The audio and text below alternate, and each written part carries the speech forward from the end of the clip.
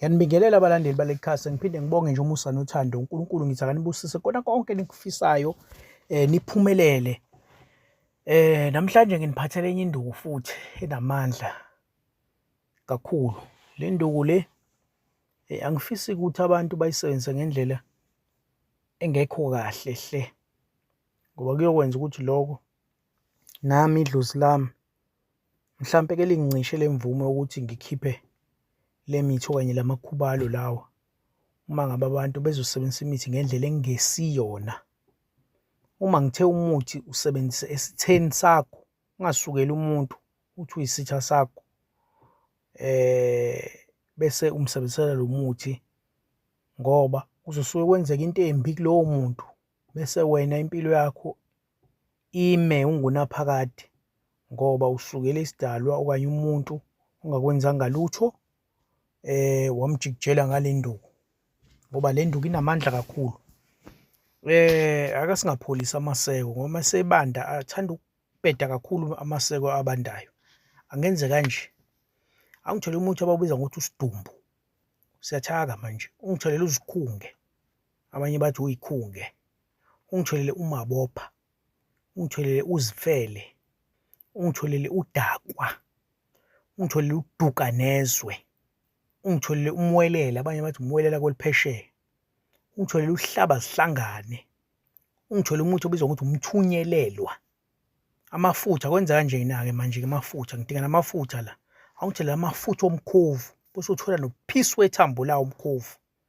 Yenza kanjena-ke, thola futhi nethambo lempangele, isilwane leso ekuthiwa impangele, ngifuna uphisi wethambo lakhona. Into ozoyenza-ke, qotha le mithi okanye gqula le mithi, uyihlanganise, hlanganisa nalamafutha lawa kanye nalamathambo. Hamba-ke manje uye endaweni enamathuna ongawazi, hamba uye khona, hambe uyothola inhlabathi yamathuna, bese uthola le nhlabathi yamathuna, uthole inhlabathi yamathuna abantu besilisa. Uzobuka nawe la, angithi uma uthatha inhlabathi uzobuka nawe la ukuthi hawu, ubani lo mzi kayifani, bani bani okanye ubani, okay, umuntu wesilisa lo. Bese uthola inhlabathi yamathuna ngokuhlukahlukana kwamathuna. Uhamba nje endaweni yasemathuneni, uma bugaya lo muthi awunalivalo vele wena, ngoba ufuna ukushaya isitha esilwa nempilo yakho, akithi. Usuthola nenhlabathi zamathuna, ubuya nazo. Into ozoyenza-ke, uyayithatha le nhlabathi zamathuna uyihlanganisa nalo muthi, bese-ke uyahamba-ke manje endaweni esesigangeni okanye indawo esentabeni, ufika umba umgodi lapho. Uma umba lo mgodi ubasa umlilo phakathi kulo mgodi, bese masuvutha lo mlilo phakathi kulo mgodi, sewuvuvuzela lo muthi phakathi kuwona lo mlilo lo uvuthayo.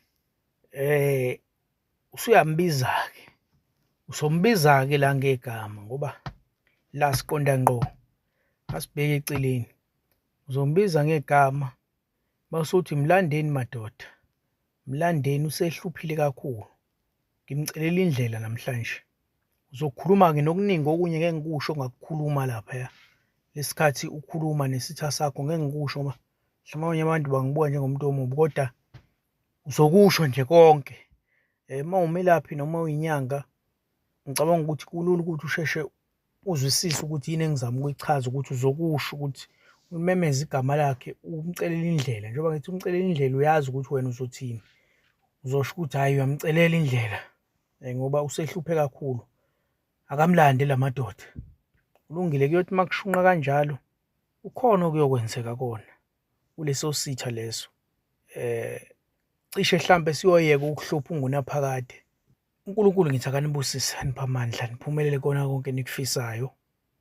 Kodwa nibheke ukuthi ningake nilinge nisebenzise lo muthi ngendlela engasiyona, ngoba lokho kuyobe kuphambene nomkhuludumisa. Ngoba umkhuludumisa ufuna ukuthi uma nisebenzisa umuthi niwusebenzise ngendlela eyiyo, ngoba lo muthi awudlali, uyasishaya isitha ngampela, unemiphumela eminingi onayo.